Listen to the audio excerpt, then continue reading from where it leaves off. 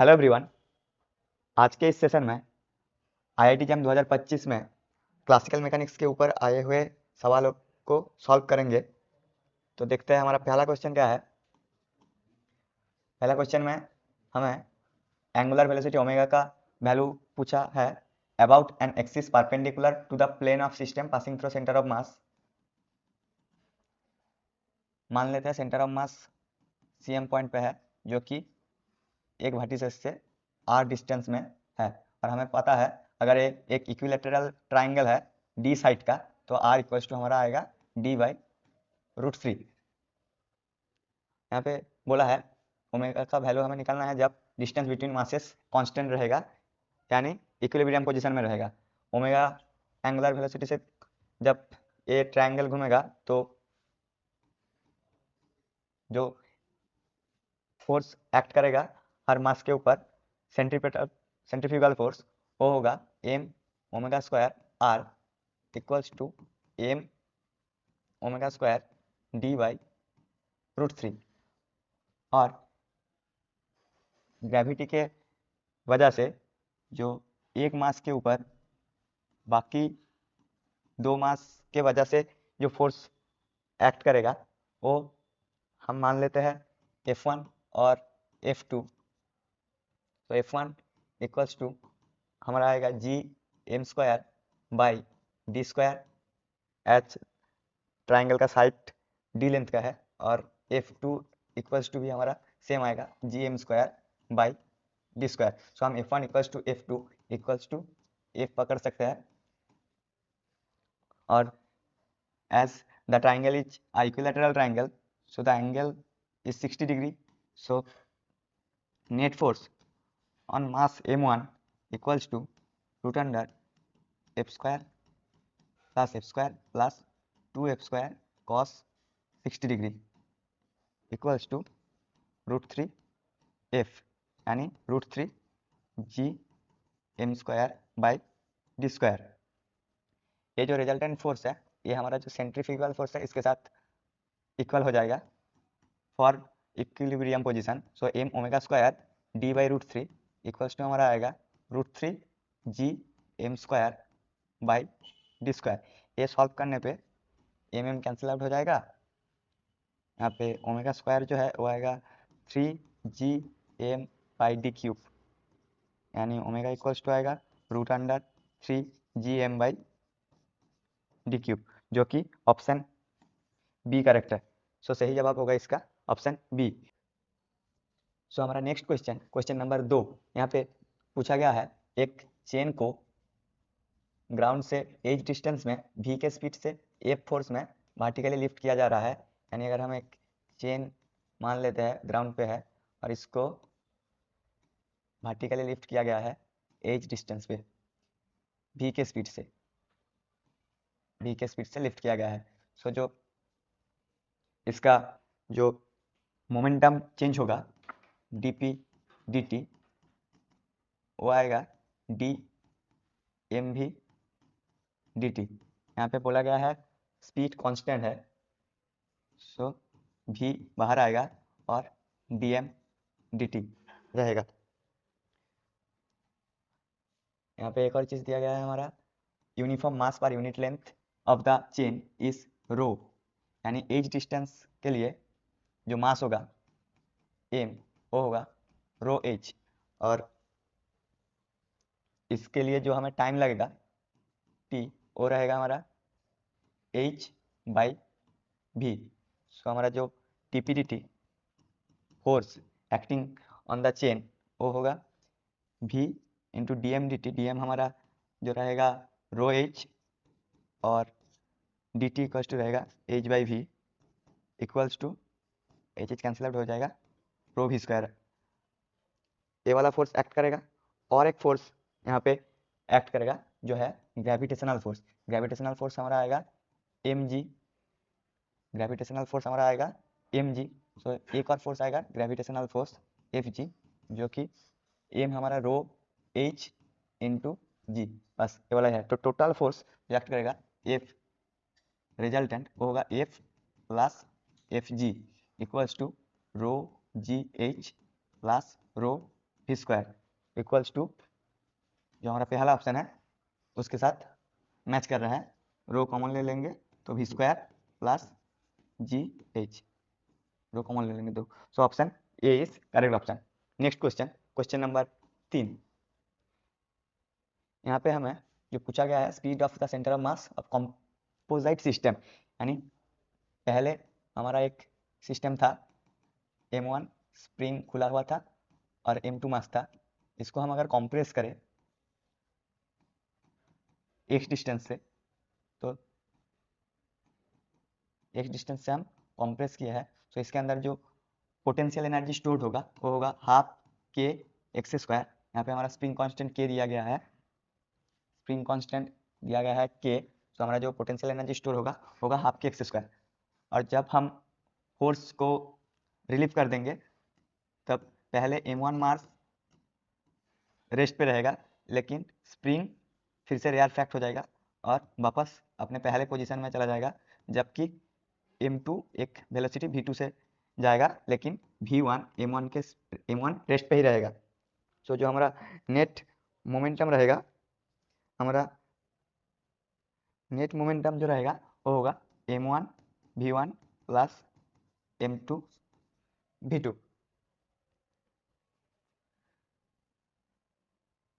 ये वाला जो एनर्जी है काइनेटिक एनर्जी, ये वाला एनर्जी पोटेंशियल एनर्जी से आएगा, तो पोटेंशियल एनर्जी जो आएगा हाफ M2 V2 स्क्वायर। सो इस इक्वेशन से हम V2 के वैल्यू कैलकुलेट कर सकते हैं, जो कि आएगा रूट अंडर के by M2 into x.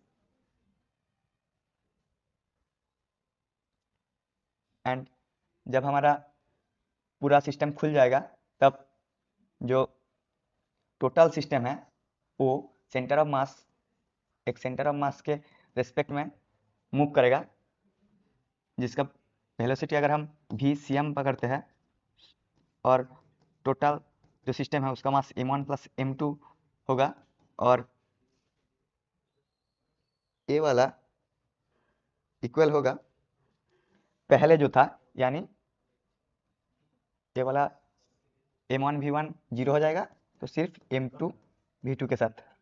So VCM जो आएगा वो आएगा M2 और V2 का वैल्यू हमें यहाँ पे आया है रूट के M2 x, और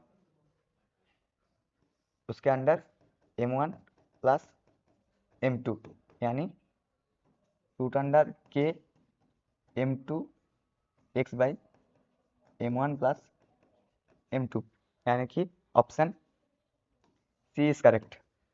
सो नेक्स्ट क्वेश्चन, क्वेश्चन नंबर 4। यहाँ पे हमें दो मास पॉइंट पार्टिकल्स दिया गया है M1 और M2, जो V1 V2 स्पीड से परपेंडिकुलर डायरेक्शन में मूव कर रहा है, और उसके बाद एक कॉलिशन होता है, जिसके बाद उन लोगों का, उन मास का डायरेक्शन और वेलोसिटी चेंज होता है। सो यहाँ पे हमें जो तो एक्सिस है, एक्स एक्सिस और वाई एक्सिस, इन दो एक्सिस के बराबर मोमेंटम कंपेयर करना पड़ेगा। सो एक्स एक्सिस के बराबर अगर हम कंपेयर करें, सो मोमेंटम कॉलिशन के पहले हमारा जो मोमेंटम था M1 V1 about x axis, और कॉलिशन के बाद आफ्टर कॉलिशन जो मोमेंटम है वो है M2 V2 प्राइम। यहाँ से हमारा V2 प्राइम का जो वैल्यू है वो आ जाएगा M1 V1 बाई M2। अब y एक्सिस के बराबर अगर हम मोमेंटम को कंपेयर करें, सो पहले कॉलिशन के पहले जो मोमेंटम था M2 V2, और कॉलिशन के बाद मोमेंटम रहेगा M1 V1 प्राइम। यहाँ से हमें V1 प्राइम का वैल्यू मिल जाएगा M2 V2 बाई M1। सो हमारा जो क्वेश्चन है उस पर पूछा गया है ratio of V2 prime by V1 prime. So हमारा जो वैल्यू आया है दो V2 prime by V1 prime, उसको पुट करके हमारा आंसर आ जाएगा V2 प्राइम का वैल्यू और V1 प्राइम का वैल्यू पर M1 by M2 V2 equals to हमारा जो आंसर आएगा M1 square V1 by M2 square V2, जो कि मिलता है हमारा ऑप्शन ए से। सो option A is correct. Next question, question number 5। यहाँ पे हमें एक इनर्शियल फ्रेम दिया गया है S, एक इनर्शियल फ्रेम मान लेते हैं S, इसका XYZ इन एक्सिस है, और इन अनदर इनर्शियल फ्रेम और एक इनर्शियल फ्रेम दिया गया है S प्राइम, जो कि मूविंग अबाउट कांस्टेंट स्पीड, हमें पता है inertial frame of reference rest पे भी हो सकता है और कांस्टेंट वेलोसिटी के साथ मूव करते हुए भी हो सकता है, जो हमारा गैलीलियन ट्रांसफॉर्मेशन के अंदर पड़ता है ये वाला फॉर्म। सो यहाँ पे दो मास m1 और m2, दो मास का मोमेंटम दिया गया है p1 और p2 s फ्रेम में, और s प्राइम फ्रेम में m1 का है p1 प्राइम और m2 का मोमेंटम है p2 प्राइम। मान लेते हैं एक वेलोसिटी v के रेस्पेक्ट में s prime frame s frame के रेस्पेक्ट में v वेलोसिटी से, कांस्टेंट वेलोसिटी से मूव कर रहा है। तो हमारा जो कोई भी पार्टिकल का s फ्रेम में जो वेलोसिटी होगा, s प्राइम फ्रेम में जो वेलोसिटी होगा vi प्राइम, वो आएगा vi यानी s फ्रेम में उसका वेलोसिटी माइनस जो रेस्पेक्टिव वेलोसिटी है s प्राइम फ्रेम का s फ्रेम के रेस्पेक्ट में। सो यहाँ पे same v1 prime equals to हमारा आएगा v1 माइनस v, और v2 प्राइम इक्वल्स टू हमारा आएगा v2 माइनस v। तो अगर पहले वाले इक्वेशन में हम m1 मल्टीप्लाई करें m1 v1 prime equals to हमारा आएगा m1 v1 minus m1 v, और दूसरे वाले इक्वेशन में m2 मल्टीप्लाई करेंगे तो हमारा आएगा m2 v2 prime equals to m2 v2 minus m2 v। तो हमारा जो ये वाला अगर हम एक नंबर और दो नंबर इक्वेशन मान लेते हैं, तो एक नंबर इक्वेशन जो है वो है p1 prime equals to, as mass is constant for any frame of reference, so p1 prime equals to m1 v1 prime, so p1 prime equals to p1 minus m1 v, और p2 prime equals to p2 minus m2 v, दो number equation. सो एक number पे हम क्या multiply करेंगे, एक number पे हम m2 मल्टीप्लाई कर देते हैं और दो नंबर में m1 मल्टीप्लाई कर देते हैं। सो हमारा जो रिजल्ट आएगा वो आएगा, पहले में m2 मल्टीप्लाई करने पे m2 p1 prime equals to m2 p1 minus m1 m2 v, और दूसरे पे m1 मल्टीप्लाई करने पे आएगा m1 p2 prime equals to m1 p2 minus m1 m2 v। अगर हम ये दो माइनस कर देते हैं तो ये वाला पार्ट कैंसिल आउट हो जाएगा, और हमारा जो रिजल्ट रहेगा वो रहेगा m2 p1 prime minus m1 p2 prime equals to m2 p1 minus m1 p2। तो देखते हैं ये वाला ऑप्शन मिल रहा है हमारा एक नंबर ऑप्शन के साथ। तो हमारा जो करेक्ट ऑप्शन है वो है ऑप्शन ए। तो हमारा क्वेश्चन नंबर 5 का करेक्ट ऑप्शन आएगा option A. Next question number 6, ये वाला सवाल MSQ पे था, यानी एक से ज़्यादा जवाब इसका सही होगा। तो क्या पूछा गया, दो पार्टिकल है m1 और m2 मास का, जो ग्रेविटी, जिसके अंदर ग्रेविटेशनल फोर्स काम कर रहा है और एक सर्कुलर ऑर्बिट में रोटेट कर रहा है एंगुलर वेलोसिटी ओमेगा से, और कुछ कंडीशन दिया गया है, सेंटर ऑफ मास से r1 r2 डिस्टेंस में है m1 m2 मास रेस्पेक्टिवली।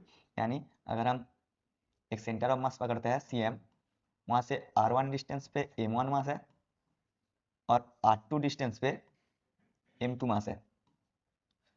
सो जो मोमेंटम का लॉ है और सेंटर ऑफ मास का लॉ है, यहाँ से हमें मिल सकता है m1 r1 equals to m2 r2। ये हमारा पहला कंडीशन रहेगा, पहला शर्त। दूसरे कंडीशन में यहाँ पे पूछा गया है L1 and L2 are magnitudes of angular momentum. तो जब ऑर्बिटिकल मोशन में एंगुलर मोमेंटम L जो होता है वो होता है m omega square m omega r square. तो पहला वाला जो कंडीशन है यहाँ से हमें मिल जाएगा r1 by r2 equals to m2 by m1। ये वाला हिस्सा हमारा बाद में काम आएगा। तो पहला मास के लिए L1 इक्वल्स टू आएगा m1 omega r1 square, omega same है दोनों मास के लिए। L2 आएगा m2 ओमेगा r2 स्क्वायर। सो L1 जो हमारा पहला ऑप्शन है, ऑप्शन टेस्ट कर लेते हैं। L1 बाई L2 यहाँ पे पूछा गया है। L1 by L2 equals to हमारा आएगा m1 r1 square by m2 r2 square. So m1 by m2 into जो r1 और r2 का स्क्वायर है वो आएगा m2 square by m1 square, cancel out हो जाएगा, ये रहेगा m2 बाई m1 जो पहला ऑप्शन के साथ मिल जाता है। सो पहला ऑप्शन सही है। दूसरा ऑप्शन K1 K2 पूछा है kinetic energy. So K1 equals to आएगा half m omega square r square r1 square m1 और K2 इक्वल्स टू आएगा half m2 omega square r2 square. जो क्वेश्चन है K1 बाई K2 इक्वल्स टू हमारा same m1 r1 square और m2 r2 square रहेगा, जो कि एंगुलर मोमेंटम से मिलता है, और ये हमारा m2 बाई m1 ही आएगा, जो कि ऑप्शन बी भी करेक्ट है। तो हमारा जो नेक्स्ट ऑप्शन है उस पर ओमेगा का वैल्यू मांगा है। सो अगर हम कोई एक मास पे जोड़ दे तो एक मास के लिए m1 ओमेगा स्क्वायर r1 ये होगा फोर्स, जो कि बराबर होगा g m1 m2 by total distance जो है, मान लेते हैं r1 प्लस r2 है, यही है। सो r1 प्लस r2 का स्क्वायर आएगा। तो यहाँ पे m1 m1 कैंसिल आउट हो जाएगा, और जो हमारा ये वाला इक्वेशन है यहाँ से हम लिख सकते हैं r1 इक्वल्स टू जो दूसरा मास है वो into m1 plus m2 total mass into r1 plus r2, ये हम लिख सकते हैं। सो यहाँ पे जो हमें ओमेगा स्क्वायर का वैल्यू है वो मिलेगा g m2 by r1 plus r2 का स्क्वायर इंटू एक m2 जो कि कैंसिल आउट हो जाएगा, और यहाँ पे एक r1 प्लस r2 रहेगा बाई m1 प्लस m2 रहेगा, जो ऊपर जाके गुना हो जाएगा। सो ओमेगा का जो वैल्यू आएगा वो हमारा वो आएगा root under g m1 plus m2 by नीचे r1 प्लस r2 का क्यूब रहेगा। तो जो ऑप्शन सी है वो भी हमारा सही है, option C is also correct. लेकिन ऑप्शन डी जो है m2 r1 equals to m1 r2 जो हमारा पहला कंसीडरेशन था, m1 r1 equals to m2 r2। सो पहला कंसीडरेशन ही हमारा था m1 r1 equals to m2 r2, ना कि m2 r1 equals to m1 r2। So option D is wrong. So ये जो एमएस की क्वेश्चन है इसका सही जवाब होगा ए बी सी, और तीनों जवाब लिखने से ही आपको फुल मार्क्स मिलेंगे। सो नेक्स्ट क्वेश्चन ये नेट के है, क्वेश्चन नंबर 7। यहाँ पे क्या पूछा गया है, a particle is moving with constant angular velocity 2 radian per second, यानी omega equals to 2 rad per second in a orbit on plane. एक प्लेन मान लेते हैं जिसके सेंटर के अबाउट में ए ओमेगा एंगुलर स्पीड से घूम रहा है, और जो आर है वो टाइम के बराबर चेंज होता है। आर इक्वल्स टू दिया गया है हमारा R naught E to the power 2 beta T, यहाँ पे बीटा और आर नॉट पॉजिटिव कांस्टेंट है। यहाँ पे हमें क्या पूछा गया था, radial component. So radial component of acceleration equals to A R equals to क्या होता है हमारा R double dot minus R into R double dot minus R into omega square. तो जो आर है इसको अगर हम एक बार डेरिवेटिव करें यानी आर डॉट इक्वल्स टू हमें मिलेगा 2 beta R naught E to the power beta T, और डबल डेरिवेटिव करें तो आएगा 4 beta square R naught E to the power 2 beta T equals to 4 beta square into R. So यहाँ से हम लिख सकते हैं A R equals to 4 beta square R equals to sorry 4 beta square R minus R omega square equals to हम R common ले लेंगे और 4 beta square minus omega square. तो हमारा क्वेश्चन में जो पूछा है the radial component of acceleration vanishes, यानी ये जो है वो 0 हो जाएगा, तब बीटा का वैल्यू क्या होगा, तब r इक्वल टू 0 हो जाएगा, implies that r equal to not equal to 0, तो 4 beta square minus omega square ये इक्वल टू 0 आएगा। ये इम्प्लाई करता है ओमेगा इक्वल्स टू 2 बीटा आएगा, तो बीटा इक्वल्स टू आएगा ओमेगा बाई 2, ओमेगा का वैल्यू हमारा है 2, तो 2/2 इक्वल्स टू 1। तो जो बीटा का वैल्यू आएगा वो आएगा 1 रेड पर सेकेंड। यहाँ पे हमें इंटीजर में ही आंसर चाहिए, तो इसका आंसर 1 करेक्ट होगा। So next question, question number 8, ये भी एक नेट टाइप का है। सो क्वेश्चन है two solid cylinder of same density are found have same moment of inertia, यानी दो सिलेंडर है जिसका I1 इक्वल्स टू I2, यानी मोमेंट ऑफ इनर्शिया सही है about principal axis. The length of second cylinder, यहाँ पे दो सिलेंडर पूछा गया है, दिया गया है। एक सिलेंडर मान लेते हैं ये वाला जिसका हाइट h1 है और रेडियस है r1, और दूसरा सिलेंडर दिया गया है जिसका रेडियस r2 और हाइट h2। सो यहाँ पे क्वेश्चन में दिया गया है second cylinder, length of second cylinder is 16 times that of first cylinder, यानी h2 equals to 16 into h1, और रेडियस जो है r1 उसका वैल्यू दिया गया है 4 सेंटीमीटर। हमें r2 का वैल्यू निकालना है। सो हमें पता है जो सॉलिड सिलेंडर है, सॉलिड सिलेंडर्स के लिए I जो होता है वो होता है m r स्क्वायर। तो यहाँ पे m जो है वो वैरी करेगा, लेकिन हमारा जो डेंसिटी है सिलेंडर सेम डेंसिटी सेम है, रो मान लेते हैं, डेंसिटी है हमारा रो मान लेते हैं। सो जो पहला सिलेंडर है उसका मास m1 इक्वल्स टू हमारा आएगा पाई r1 square h1 into rho, और m2 दूसरा सिलेंडर का हमारा मास आएगा पाई r2 square into h2 into rho. तो हमारा I1 जो आएगा वो आएगा पाई r1 स्क्वायर h1 रो r1 स्क्वायर, और यही इक्वल्स टू आएगा I2 इक्वल्स टू जो आएगा वो आएगा पाई r2 स्क्वायर h1 रो h2 rho into r2 square. तो यहाँ से पाई पाई कैंसिल आउट हो जाएगा, रो कैंसिल आउट हो जाएगा, यानी h1 r1 to the power 4 equals to h2 को हम लिख सकते हैं 16 h1 into r2 to the power 4। यहाँ पे r1 हम h1 कैंसिल आउट हो जाएगा, तो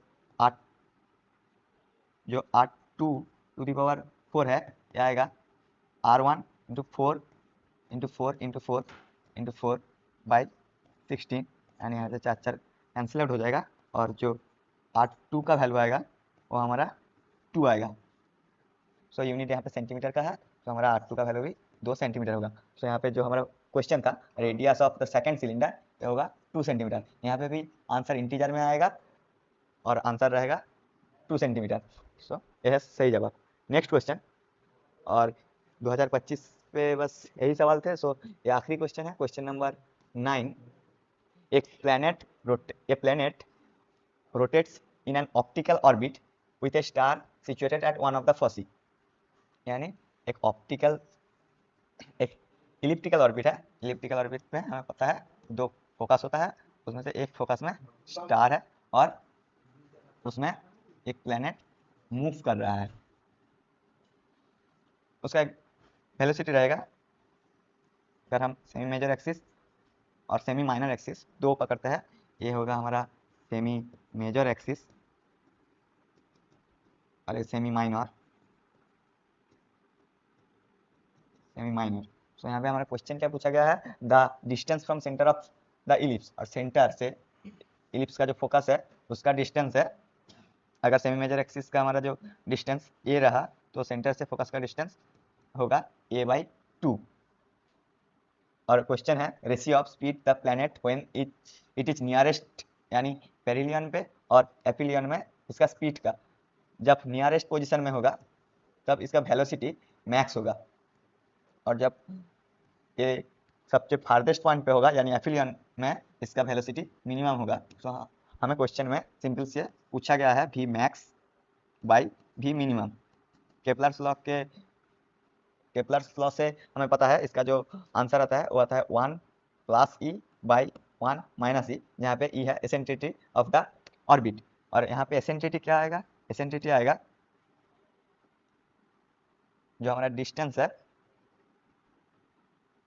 सेमी माइनर एक्सिस, यानी 1 minus semi minor axis a1/2 by semi major axis a equals to,